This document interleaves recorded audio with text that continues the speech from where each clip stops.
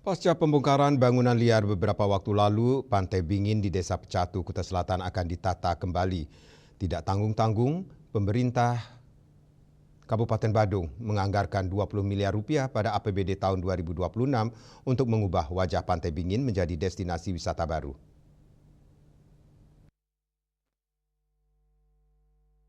Bupati Badung Iwayan Adi Arnawa mengatakan untuk penataan Pantai Bingin dipasang anggaran sebesar 20 miliar pada APBD tahun 2026. Pantai Bingin akan diarahkan untuk menjadi destinasi wisata baru. Pantai Bingin akan dilengkapi berbagai fasilitas pendukung seperti toilet dan tempat atraksi wisata.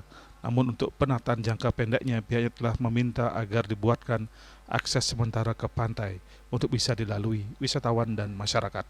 Sementara itu untuk pengelolaan tetap ada pada pemerintah dan desa adat bakal diberi persentase dari hasil pendapatan pengelolaan pantai.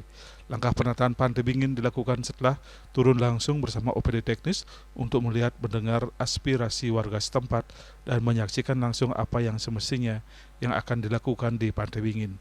Ade Arnawa berharap langkah penataan nanti memberikan manfaat pada PAD Kabupaten Badung dan kesejahteraan masyarakat desa setempat. Yang memang kelihatan Pantai Bingin itu akan kita buat satu kawasan destinasi baru. Kawasan destinasi baru yang di dalamnya tidak menutup kemungkinan saya akan membuat tempat-tempat atraksi juga. Salah satunya misalnya seperti ada tempat pementasan kecak. Ini juga kita akan siapkan dari. Sebelumnya di Pantai Bingin dilakukan pembongkaran pada 21 Juli 2025 pada 48 bangunan ilegal yang melanggar peraturan tata ruang dan berada di lahan negara. Pembongkaran ini merupakan tindak lanjut dari surat perintah Bupati Badung dan dihadiri langsung oleh Gubernur Bali. Meskipun bangunan tersebut ilegal dan tidak berizin, pembongkaran ini memicu penolakan dari masyarakat dan pekerja karena mengancam mata pencarian mereka.